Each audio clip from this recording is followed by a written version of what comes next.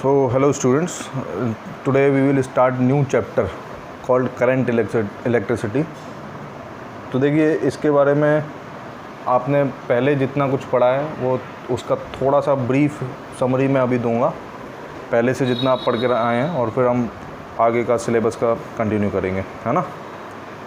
तो देखिए सबसे पहले करंट इलेक्ट्रिसिटी पढ़ने से पहले हम चार्ज के बारे में डिस्कस करेंगे, व्हाट इज़ चार्ज। ठीक है,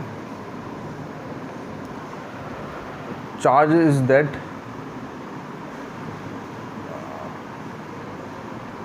quantity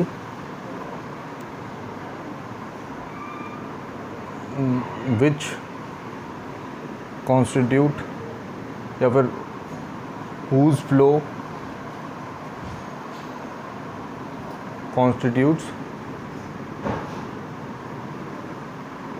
current in the circuit.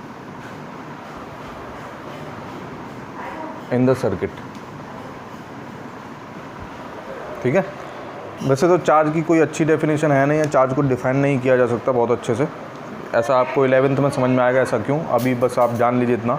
फिर भी मैं चार्ज की एक डेफिनेशन लिखी है, charge is that quantity whose flow constitutes current in the circuit. ठीक है, ऐसी क्वांटिटी जिसके फ्लो के कारण करंट जनरेट होता है सर्किट के अंदर। ठीक है, तो अब यूनिट क्या होती है चार्ज की? यूनिट ऑफ चार्ज, उसको हम क्या बोलते हैं? कूलम। ठीक है, कैपिटल सी से रिप्रेजेंट करते हैं। अब देखिए सबसे smallest unit, smallest charge particle जो है या फिर स्मॉलेस्ट चार्ज जो है वो क्या है? Electronic charge. ठीक है, इलेक्ट्रॉनिक चार्ज मतलब जो इलेक्ट्रॉन के ऊपर चार्ज है, charge on electron, charge on electron.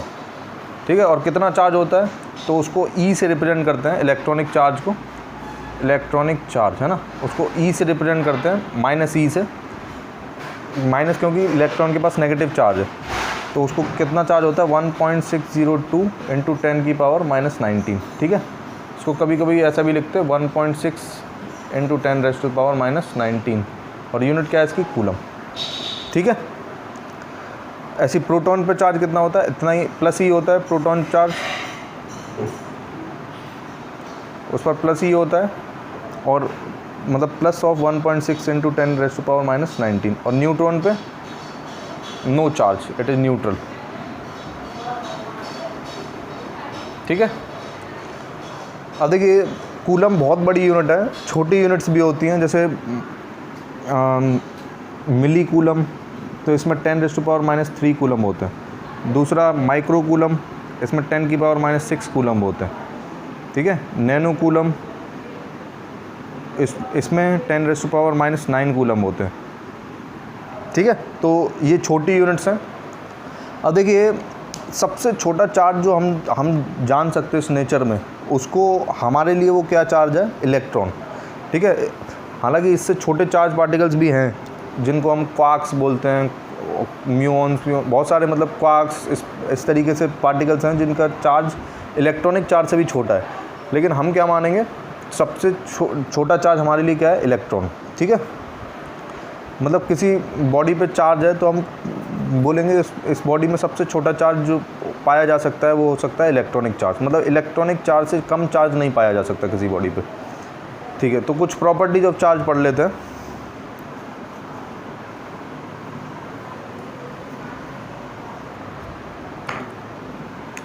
Properties of charge.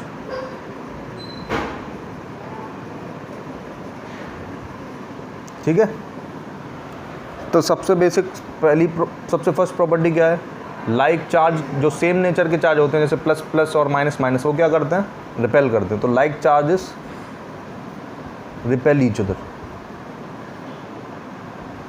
And unlike charges attract each other. ठीक है, लाइक चार्जेस जो होते हैं वो रिपेल करते हैं, मतलब प्लस और प्लस में क्या होगा? रिपल्शन होगा, ये इसको इधर ढकेलेगा, ये इसको इधर ढकेलेगा। ऐसे माइनस माइनस में भी यही रिपल्शन होगा, इन दोनों में रिपल्शन होगा और अपोजिट नेचर वाले में क्या होगा, अट्रैक्शन होगा। ठीक है, ये इसको खींचेगा और ये इसको खींचेगा, इस तरीके से इन दोनों में क्या होगा, अट्रैक्शन।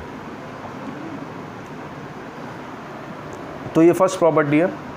सेकंड प्रॉपर्टी क्या है, charge is conserved,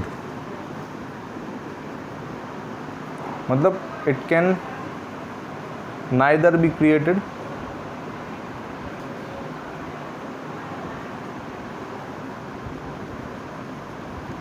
and nor be destroyed.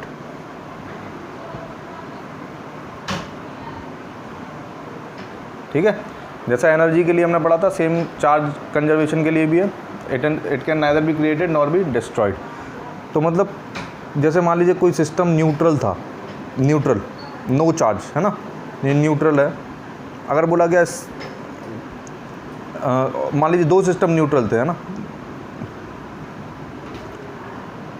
अब बोला गया कि समाओ कुछ में रिएक्शन हुई तो उसमें से 2 इलेक्ट्रॉन इधर चले गए।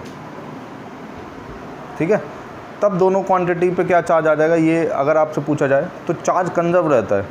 ठीक है, एक बॉडी से दूसरे पे जा सकता है, ट्रांसफ़र ऑफ चार्ज पॉसिबल हो सकता है, लेकिन नेट चार्ज कंजर्व रहेगा।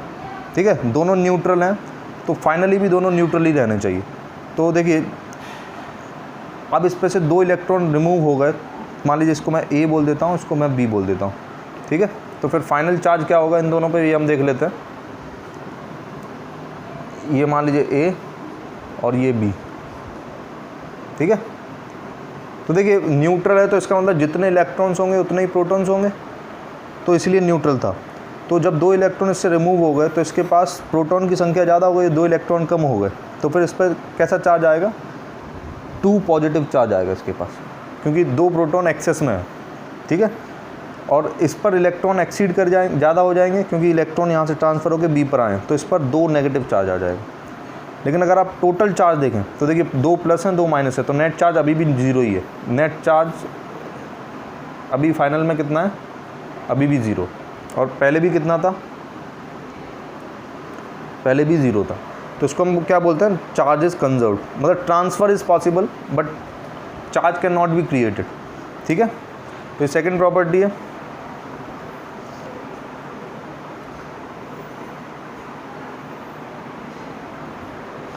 ऐसी तीसरी प्रॉपर्टी क्या है,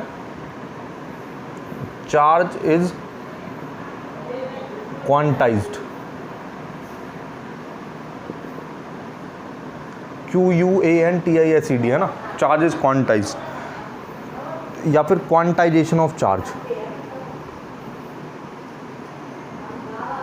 ठीक है, इसका क्या मतलब होता है, जैसे मतलब कोई भी अगर एंटिटी है, मतलब कोई भी चीज़ है, एक मान लीजिए कोई भी एंटिटी है, तो उस एंटिटी पे अगर चार्ज है तो फिर हम ऐसा नहीं कभी बोल पाएंगे कि उस पर 1.5 इलेक्ट्रॉन चार्ज है या फिर 1.25 इलेक्ट्रॉन चार्ज है। इस तरीके से चार्ज नहीं होगा कभी भी, है ना। ये 1.45 इलेक्ट्रॉन, ये पॉसिबल नहीं है। ठीक है, मतलब आधा इलेक्ट्रॉन या 1.5 इलेक्ट्रॉन ऐसा चार्ज नहीं पॉसिबल हो सकता, क्योंकि स्मॉलेस्ट यूनिट क्या है चार्ज की, इलेक्ट्रॉनिक चार्ज है ना। तो हम उसका भी वो स्मॉलेस्ट यूनिट है तो उसका आधा नहीं कर सकते, वो ऑलरेडी स्मॉलेस्ट है। तो इसलिए जब भी चार्ज होगा किसी बॉडी पे तो वो integral multiple of electronic charge होगा, मतलब n क्या है यहाँ पे, इंटीजर। ठीक है, प्लस माइनस एन ई होगा वो, या तो उस पर प्लस एन ई चार्ज होगा या माइनस एन ई चार्ज होगा। समझ में आया, मतलब इंटीग्रल मल्टीपल्स ऑफ इलेक्ट्रॉन होंगे, मतलब एक इलेक्ट्रॉनिक चार्ज हो सकता है, 2 इलेक्ट्रॉनिक चार्ज हो सकते हैं, 3 इलेक्ट्रॉनिक चार्ज हो सकते हैं, 100 इलेक्ट्रॉनिक चार्ज हो सकते हैं, 200 इलेक्ट्रॉनिक चार्ज हो सकते हैं, 1000 इलेक्ट्रॉनिक चार्ज हो सकते हैं। लेकिन ऐसा नहीं होगा कि 550 इलेक्ट्रॉनिक चार्ज है किसी पे, 350 इलेक्ट्रॉनिक, 350.5 इलेक्ट्रॉनिक चार्ज है, ऐसा डेसिमल में नहीं चलेगा, इंटीजर में होना चाहिए। तो इस प्रिंसिपल को हम बोलते हैं क्वांटाइजेशन ऑफ चार्ज। ठीक है, तो ये 3 प्रॉपर्टीज सफिशिएंट आई थिंक। अब देखिए चार्ज के बारे में हमने जान लिया, और हमने टाइप्स ऑफ चार्ज के बारे में भी जाना कि पॉजिटिव चार्ज होता है, नेगेटिव चार्ज होता है, वो रिपेल करते हैं, लाइक चार्जेस और अनलाइक चार्जेस अट्रैक्ट करते हैं। अब हम पढ़ेंगे कि इलेक्ट्रिक पोटेंशियल क्या होता है। ठीक है, इलेक्ट्रिक पोटेंशियल क्या होता है। तो देखिए पहले मैं इसको एक एग्जांपल से समझा रहा हूँ, इसका क्या मतलब होता है। जैसे आपके बुक में अगर आप देखेंगे तो एक अच्छा सा एक्सपेरिमेंट दिया हुआ है जैसे सपोज़ करिए एक बीकर है और यहाँ पर भी एक बीकर रखा हुआ है इस तरीके से, ठीक है। इन दोनों में पहले कुछ वाटर फिल था, ठीक है, इस तरीके से, और इसको एक पाइप से कनेक्ट किया हुआ था, और यहाँ पर एक वाल्व लगाया हुआ था। तो ये समय t = 0 की बात है, मतलब इनिशियली ऐसा था, ये वाल्व लगा हुआ था यहाँ पे, वाल्व क्या कर रहा था, इस पानी के फ्लो को रोक रहा था, ठीक है। फिर हमने क्या किया, समय 0 के बाद हमने ये वाल्व ओपन कर दिया, इस वाल्व को रिलीज़ कर दिया। तो जैसे ही रिलीज़ कर देंगे तो फिर क्या होगा, ये पानी इस फर्स्ट ऊपर वाले बीकर से लोअर वाले बीकर में फ़्लो होना स्टार्ट हो जाएगा इस तरीके से। और जैसे ही पानी फ़्लो होना स्टार्ट हो जाएगा, फिर हमने देखा कि कुछ समय के बाद ये फ़्लो रुक गया। आफ्टर सम टाइम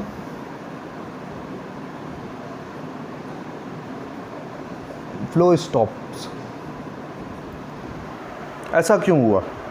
तो देखिए, फ़्लो जब तक, मतलब फ़्लो पानी का जब तक फ़्लो होगा, जब तक वो हायर टू लोअर फ़्लो हो पा रहा है। जैसे ही लेवल पे वाटर आ गया, मतलब एक लेवल पर आ गया, तो फिर फ़्लो नहीं होगा। समझ में आया? मतलब फ़्लो ऑफ वाटर जब भी होगा वो हायर टू लोअर होगा, ये आपने नेचुरली भी देखा होगा।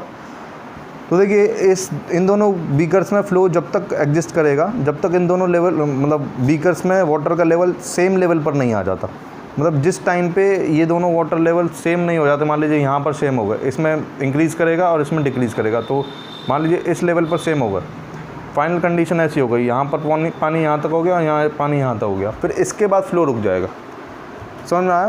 तो पानी को फ़्लो कराने के लिए हमें एक पर्टिकुलर लेवल की ज़रूरत होती है ना, मतलब वाटर लेवल कुछ होना चाहिए। जैसे इनिशियली इन दोनों में कुछ लेवल था, है ना, ये, और फिर ये लेवल बैलेंस हो गया, दोनों में कोई भी लेवल नहीं रहा। तो पानी को फ़्लो होने में जैसे लेवल चाहिए होता है, एक particular level of potential energy चाहिए होती है, उसी तरीके से चार्ज को फ़्लो करने के लिए भी एक पोटेंशियल चाहिए होता है, जिसको हम इलेक्ट्रिक पोटेंशियल बोलते हैं, है ना। इसको डिफ़ाइन भी हम कर सकते हैं। देखिए, इसको हम कैसे डिफ़ाइन करते हैं,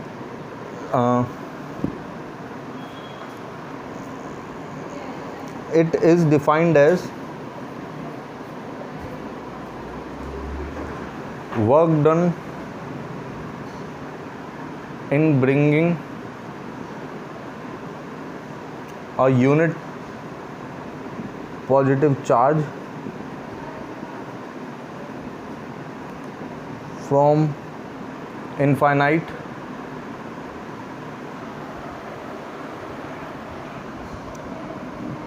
to a particular पोजीशन। ठीक है, विदाउट चेंजिंग, या फिर इतना ही आप लिख सकते हैं। तो it is defined as work done bringing a unit positive charge from infinite to a particular position. ठीक है, तो ये जो डेफिनेशन है, ये किसकी डेफिनेशन है? Potential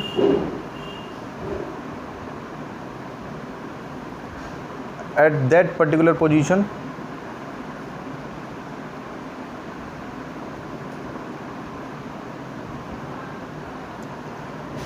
due to some charge।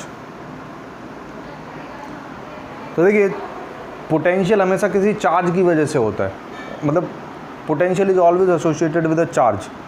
ठीक है, अभी आप इस क्लास के लिए, मतलब इस स्टेज के लिए अब आप इस बात को ट्रू मान सकते हैं, potential is associated with a charge, मतलब जब चार्ज होगा तभी पोटेंशियल एग्जिस्ट करेगा, विदाउट चार्ज पोटेंशियल नहीं एग्जिस्ट करेगा। ठीक है, तो जब भी हम पोटेंशियल की बात करेंगे तो ये अंडरस्टूड होना चाहिए कि किसी चार्ज की मौजूदगी है वहाँ पर। ठीक है, तो इसलिए मैंने लिखा, ये जो डेफिनेशन मैंने लिखी है यहाँ से लेके यहाँ तक, ये डेफिनेशन किसकी है? Potential at that particular position. कौन सी पर्टिकुलर पोजीशन? जिस पोजीशन पर हम इनफाइनाइट से लेकर आए हैं उस चार्ज को। किसको लेकर आए? यूनिट पॉजिटिव चार्ज को। देखिए, I will read this definition. It is defined as work done in bringing a unit positive charge from infinite to a particular position. मतलब एक यूनिट पॉजिटिव चार्ज को इनफाइनाइट से एक पर्टिकुलर पोजीशन पर लेके आने में जितना वर्क करना पड़ेगा उसको हम क्या बोलते हैं, इलेक्ट्रिक पोटेंशियल। ठीक है, और ये किसकी डेफिनेशन है, potential at that particular position due to some charge. ठीक है, उस चार्ज के कारण। तो जब भी इलेक्ट्रिक पोटेंशियल की बात होगी तो हमेशा हमको क्या समझ में आना चाहिए, ये किसी चार्ज की वजह से एसोसिएटेड है। अब देखिए, मैं अभी जैसे वो एग्जांपल दिया मैंने वाटर वाला, उसमें मैंने क्या समझाया कि जैसे वाटर को ज़रूरत होती है एक लेवल की, ऐसे ही चार्ज को ज़रूरत होती है। तो सपोज करिए ये एक ऑब्जेक्ट है, इस पर पॉजिटिव चार्ज है ना, तो इसका पोटेंशियल कैसा होगा, पोटेंशियल को हम कैपिटल V से रिप्रेजेंट करते हैं, तो पोटेंशियल इसका क्या होगा, पॉजिटिव होगा। ठीक है, और यहाँ पर अगर नेगेटिव चार्ज है इस तरीके से, तो इसका पोटेंशियल क्या होगा, नेगेटिव होगा। तो अगर हम क्या करें, इन दोनों को वायर से कनेक्ट कर दें ऐसे एक, ठीक है, अगर हम वायर से कनेक्ट कर दें तो फिर क्या होने लगेगा, हायर पोटेंशियल से लोअर पोटेंशियल की तरफ ये मतलब जो पॉजिटिव चार्ज है वो फ्लो करेगा। मतलब पॉजिटिव चार्ज जो होता है it flows from higher potential to lower potential. ठीक है, पॉजिटिव चार्ज जो है वो हायर पोटेंशियल से लोअर पोटेंशियल की तरफ मूव करता है, और जो नेगेटिव चार्ज है उसके लिए एग्जैक्टली अपोजिट होता है।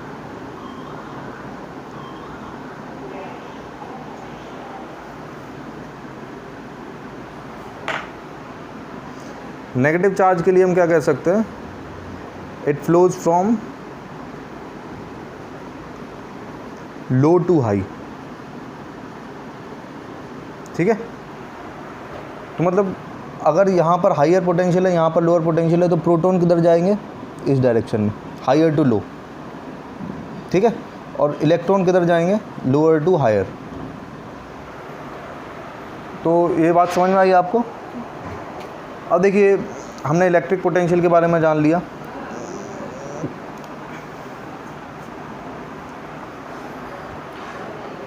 ऐसी पोटेंशियल एनर्जी क्या होती है ये भी अब जान लेते हैं। इसको हम U से रिप्रेजेंट करते हैं ना। अब देखिए, किसी पॉइंट का पोटेंशियल, मान लीजिए इस पॉइंट, ये कोई पॉइंट है, and potential at this point is, मान लीजिए V है। ठीक है, इस पर्टिकुलर पॉइंट पर पोटेंशियल की वैल्यू V है। अब इस पॉइंट पर पोटेंशियल की वैल्यू V है, तो अगर मैं यहाँ पर कोई चार्ज लेकर आता हूँ, मान लीजिए Q चार्ज लेकर आया मैं इस पॉइंट पे, अगर इस चार्ज को हम, Q चार्ज को इस पॉइंट पर रख देंगे, मतलब if we place charge Q at this point,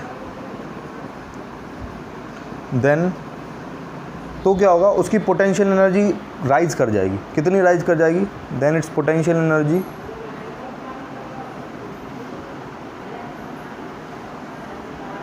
will become U is equals to Q into V। मतलब अगर कोई पर्टिकुलर पॉइंट पे पोटेंशियल की वैल्यू V है, अगर कोई चार्ज उस पॉइंट पर आता है, तो उसकी पोटेंशियल एनर्जी कितनी हो जाएगी, Q इंटू V। ठीक है, तो पोटेंशियल एनर्जी बेसिकली क्या है, potential into charge, charge into potential is known as potential energy. ठीक है, तो देखिए ये जो पोटेंशियल एनर्जी है ये डिफरेंट है। जो आपने पहले पढ़ी थी वो ग्रेविटेशनल पोटेंशियल एनर्जी थी, mgh वाला टर्म, वो ग्रेविटी के कारण थी, ये चार्ज के कारण है ना। तो ये रिलेशन आपको याद रखना है। अब देखिए, अब हमने इलेक्ट्रिक पोटेंशियल पढ़ लिया और पोटेंशियल एनर्जी पढ़ ली। अब हम पोटेंशियल डिफरेंस पढ़ेंगे क्या होता है।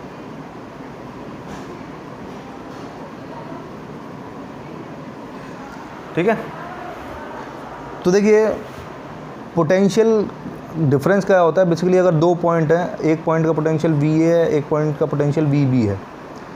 ठीक है, तो VA माइनस VB को हम क्या बोलेंगे, पोटेंशियल डिफरेंस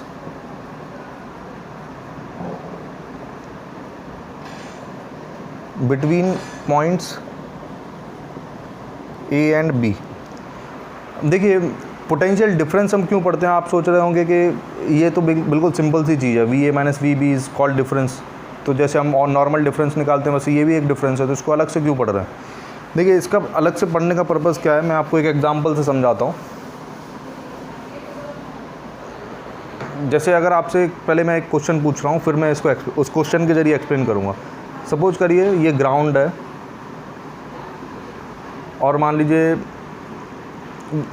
ये h हाइट है यहाँ पे, और मान लीजिए h की वैल्यू 10 मीटर है और कोई बॉल रखी हुई है इस h हाइट पे, इसका मास है 1 kg और g की वैल्यू है 10।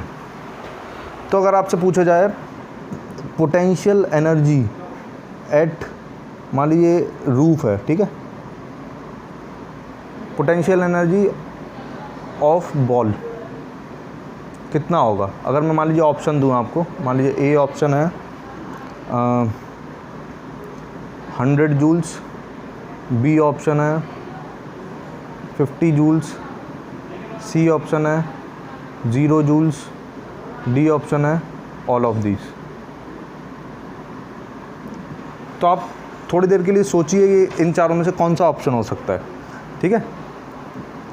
अब देखिए सारे के सारे बच्चे अभी तक क्या पढ़े हैं, पोटेंशियल एनर्जी का फार्मूला mgh, ठीक है, ये फार्मूला पढ़े हैं।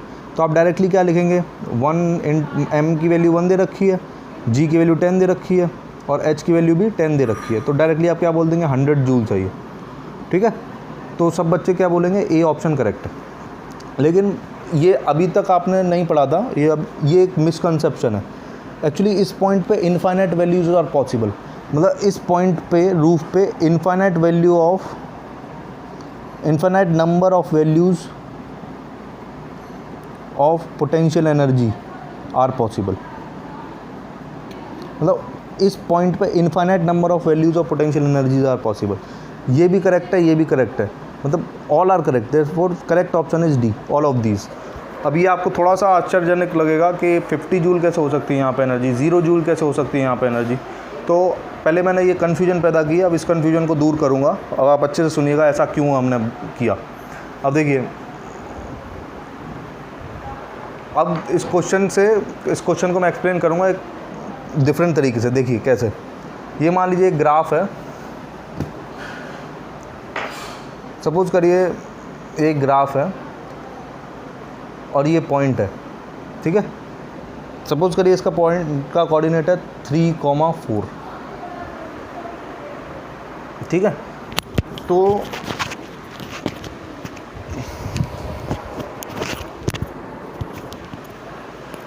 वेट अ मिनट,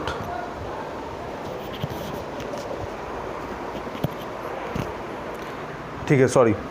तो अब देखिए मैं बोल रहा था कि इस पॉइंट का पोटेंशियल है इस पॉइंट का कोऑर्डिनेट है 3,4। तो क्या आप 100% श्योर हैं कि इस पॉइंट का कोऑर्डिनेट हमेशा 3,4 ही रहेगा या फिर कुछ चेंज भी हो सकता है। देखिए it totally depends on location of origin, मतलब हम ऑरिजिन कहाँ सेलेक्ट करते हैं उस पर डिपेंड करता है। जैसे ग्राफ पेपर आता है तो कोई बच्चा ऐसे बनाता है, मतलब XY एक्सिस, कोई बच्चा यहाँ पे बना सकता है इस तरीके से, कोई बच्चा हो सकता है इधर बना दे।